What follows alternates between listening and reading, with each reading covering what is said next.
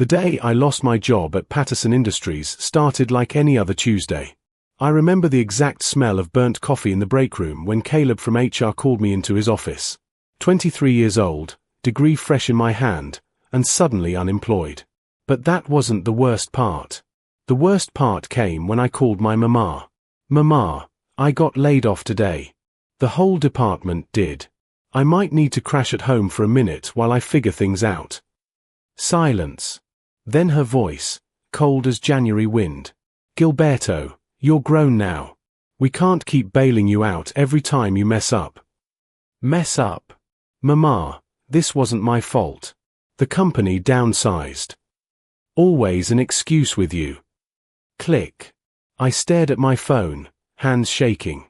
Called my older brother, Kenneth. Straight to voicemail. My sister, Sherry. Same thing. My uncle Glenn, who'd promised he'd always have my back. Blocked. One by one, I watched my entire family turn their backs on me like I was diseased. Not one of them answered. Not one asked if I was okay. That night, I sat in my studio apartment, rent due in 2 weeks, and ate ramen noodles for the third night straight. The rejection text from my cousin Sheila still burned on my screen. "You're toxic and always bringing drama. Lose this number." I hadn't brought any drama. I'd just lost my job. 2 months passed like a nightmare I couldn't wake from. My savings evaporated faster than morning dew. I applied to 73 jobs. I kept count in a notebook because the rejection emails became too depressing to track digitally. The silence from my family hurt worse than hunger. I remember standing in line at the food bank on a Thursday afternoon, watching a little girl clutch her mother's hand. The mother looked exhausted, defeated. I wondered if I looked the same way. My phone buzzed, a text from an unknown number. Hope flickered. Maybe someone from the family finally cared. "This is Sherry. Mama told me to tell you not to come to Thanksgiving. You're not welcome until you get your life together. Stop embarrassing us." I actually laughed right there in line. People stared. A woman asked if I was okay. I wasn't. That night, I met Caleb Chen at a networking event I'd forced myself to attend despite having holes in my dress shoes. Caleb was different, a tech entrepreneur who'd built his company from nothing. He actually listened when I talked about my background in logistics and supply chain management. "You've got fire in you," Caleb said, handing me his card. "Most people who've been through what you would have given up. Email me." I did. 3 days later, he offered me an entry-level position at his startup. Caleb's company, Horizon Logistics, operated out of a renovated warehouse in Oakland. My salary was $38,000, barely enough to survive in the Bay Area, but it was oxygen to a drowning man. I worked like I was possessed, arriving at 5:30 every morning, leaving after everyone else went home. "You don't have to prove anything," Caleb told me during a late night in February when he found me running projections at midnight. "Yes, I do," I replied, not looking up from my screen. What Caleb didn't understand was that I wasn't just working for him, I was working to prove every single member of my family wrong. Each rejection, each blocked number, each cruel word had become fuel. My mama's voice echoed constantly, "Always an excuse with you." I'd make sure she choked on those words someday. I lived off dollar store groceries and slept on an air mattress. My apartment had a broken heater, so I wore 3 layers to bed during winter. But I was learning everything: supply chain optimization, logistics software, client relations, negotiation tactics. Caleb became the mentor I never knew I needed, seeing potential in me that my own blood couldn't. By month 6, I'd streamlined 3 major processes that saved the company $140,000. Caleb promoted me to junior analyst. Year 1 transformed me. The skinny, desperate kid who'd stood in food bank lines became someone else, harder, sharper, hungrier. I'd learned to code in my spare time, taking free online courses until 2 in the morning. My analytics reports became legendary in the office. People twice my age asked for my input. "Gilberto, I need you on the Cartwright account," Caleb said one morning. "It's worth $3 million, and they're difficult. You up for it?" Cartwright Industries was notorious for chewing up and spitting out logistics companies. Their previous vendor had gone bankrupt trying to meet their demands. I spent 72 hours preparing, analyzing their entire supply chain, identifying 17 inefficiencies they didn't even know existed. The presentation lasted 4 hours. The CEO, Helen Cartwright, a woman who'd built her empire from a single food truck, actually smiled when I finished. "How old are you, Mr. Morrison?" 24. 24. She shook her head. "When can you start?" We won the contract. 3.2 million over 2 years. Caleb gave me a bonus check for $15,000. I cried in my car for 20 minutes before depositing it. It was more money than I'd ever seen. More importantly, it was proof, tangible, undeniable proof, that I wasn't the failure my family had labeled me. Christmas Eve, year 2. I'd been promoted again, senior analyst now, pulling in $75,000 a year. I'd moved into a decent apartment, bought furniture that wasn't second-hand, owned more than 2 pairs of shoes. But holidays still felt like open wounds. My phone lit up. A Facebook message from my cousin Antoine, whom I hadn't heard from since the blocking began. My heart actually raced. Maybe someone finally wanted to apologize, to reconnect. "Yo Gilberto, heard you doing all right now. Could you spot me $500? Got into some trouble. Need to handle something quick. Family looks out for family, right?" I read it 3 times. Not "how are you?" Not "I'm sorry." Not "we were wrong." Just a handout, reaching through years of silence with palm up and expectations high. I blocked him without responding. That night, I worked through Christmas, finalizing a proposal for a pharmaceutical company that would revolutionize their distribution network. Caleb found me at my desk at 11 p.m. "Man, go home. It's Christmas." "This is home," I said, and meant it. Horizon had become my family. These people had seen me, valued me, invested in me when my own blood had discarded me like trash. The pharmaceutical deal, Meridian Pharmaceutical, was my masterpiece. I'd spent 4 months analyzing every aspect of their distribution network, identifying a revolutionary approach using AI-driven predictive logistics. The proposal was 237 pages of pure innovation. The presentation happened on a Tuesday morning in March. I walked into a boardroom full of executives who'd been in the industry longer than I'd been alive. My hands didn't shake anymore. That scared kid was gone. "Gentlemen, ladies," I began, "I'm about to show you how to save $42 million annually while increasing distribution efficiency by 6 to 7%. The room went silent. Then I showed them how. 2 hours later, Meridian's CEO, Richard Holloway, stood up and shook my hand. "Young man, in 30 years of business, I've never seen anything like this. Who do I make the check out to?" "Horizon Logistics," I replied. $23 million for implementation and 3-year management. We walked out with the contract signed. Caleb pulled me aside in the parking lot, his eyes wet. "You just saved this company, Gilberto. You know that? We were hemorrhaging money. This deal, this changes everything." That night, he offered me a partnership, 10% equity and the title of Chief Operations Officer. I was 26 years old. Year 3 was a whirlwind. As COO, I restructured Horizon from the ground up. We brought in 42 new clients, expanded to 3 cities, hired 60 employees. Revenue jumped from 12 million to 78 million. Industry publications started calling me the logistics prophet. Forbes did a feature, How Gilberto Morrison Revolutionized Supply Chain Management Before Turning 27. The article detailed my innovations, my rise from unemployment to C-suite executive. They took photos of me in suits that cost more than my first month's rent had. I bought a house in the Oakland Hills, 3 bedrooms, a view of the bay, a garage for the BMW I'd just purchased. Real furniture. Art on the walls. A wine collection I was learning about. Success tasted strange, sweet but somehow hollow. Every achievement whispered the same question. Are you good enough now, Mama? What about now? I never tried to contact my family. Pride wouldn't let me. But late at night, I'd scroll through social media, watching their lives unfold in pixelated glimpses. Mama still worked at the hospital, posting about her shift struggles. Kenneth had gotten divorced, moved back home.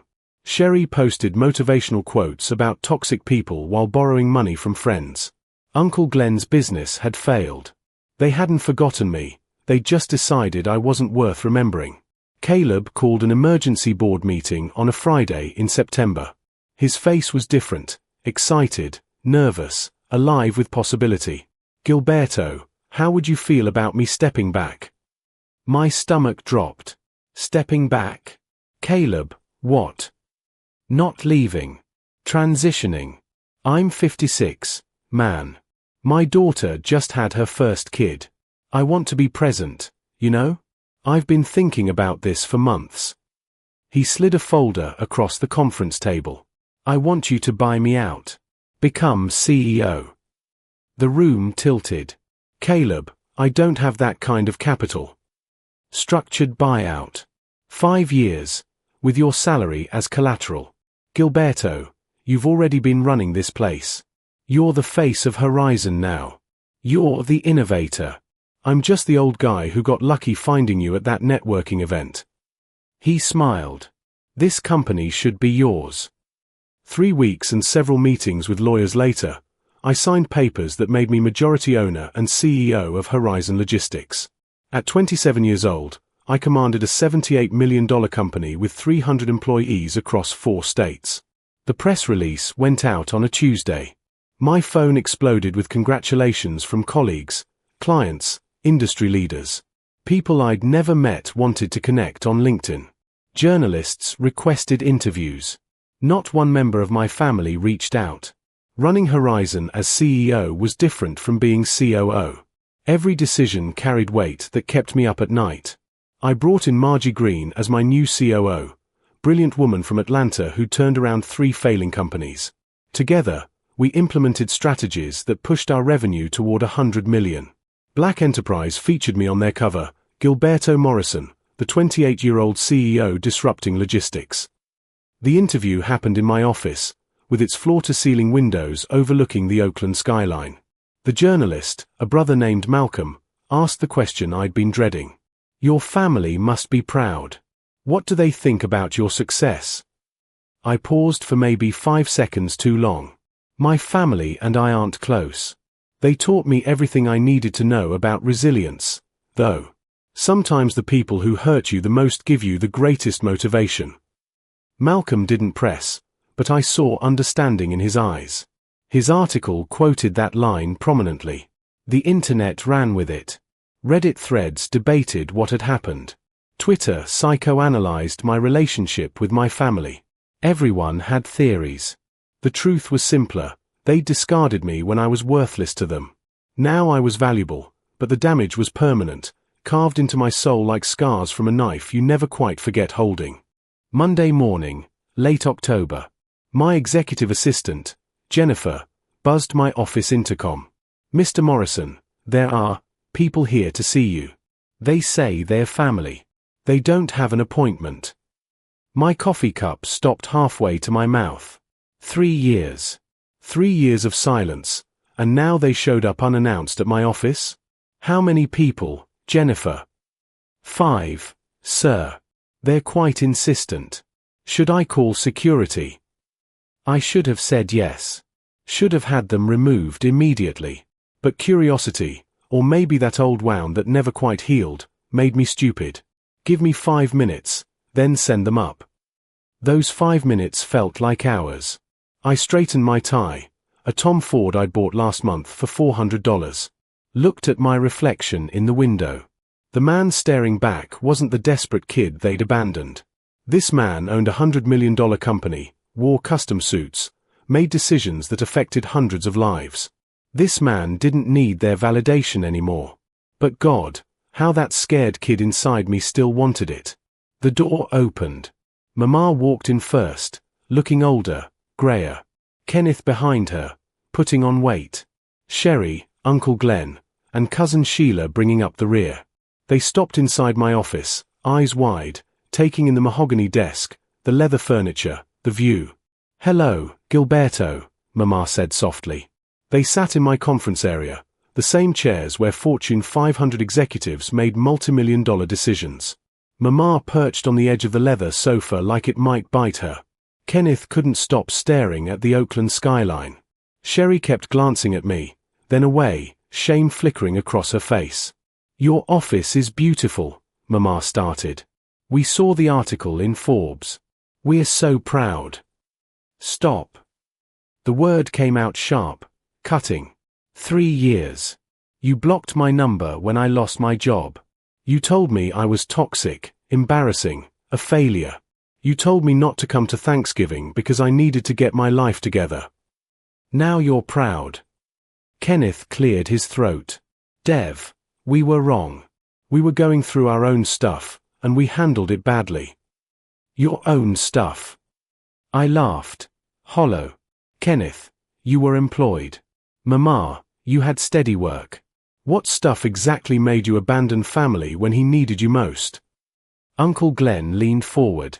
"Boy, we're still your family. Blood doesn't change. We came here to apologize, to make things right." "Make things right," I repeated. The words tasted like ash. "Let me guess. You need something. Money. A job. Connection to one of my clients." I watched their faces. "Bingo. Which is it?" Sheila spoke up. "Uncle Glenn's business failed. He's about to lose his house. We thought maybe you could." "Could what?" "Write a check. Like family looks out for family." I quoted Antoine's message back at them. Funny how family only matters when one of us has something to give. Mama stood up, tears streaming. "Gilberto, baby, I know we hurt you. I know we failed you when you needed us most. But we're here now. We want to be in your life again. We want to support you." "Support me." I stood too, all 6'2" of me, wearing a $3,000 suit they'd never be able to afford. Where were you when I stood in food bank lines? When I slept in an apartment with a broken heater? When I ate ramen for 30 straight days because that's all I could afford? "We didn't know it was that bad," Sherry whispered. "You didn't ask. Not once. You decided I was a failure and wrote me off like I was garbage. Like 23 years of being your son, your brother, your nephew meant nothing the second I couldn't contribute." My voice stayed level, cold. "You taught me the most valuable lesson of my life, though. You taught me that I didn't need you. That I was stronger alone than I ever was with you." Kenneth stood. "Man, we're sorry. What do you want us to say?" "Nothing. There's nothing you can say that matters now." I walked to my desk, pressed the intercom. "Jennifer, please have security escort my visitors out." "Gilberto, please," Mama begged. "We need help. Glenn's going to lose everything." Then he'll learn what I learned. That sometimes you hit bottom and have to climb out alone.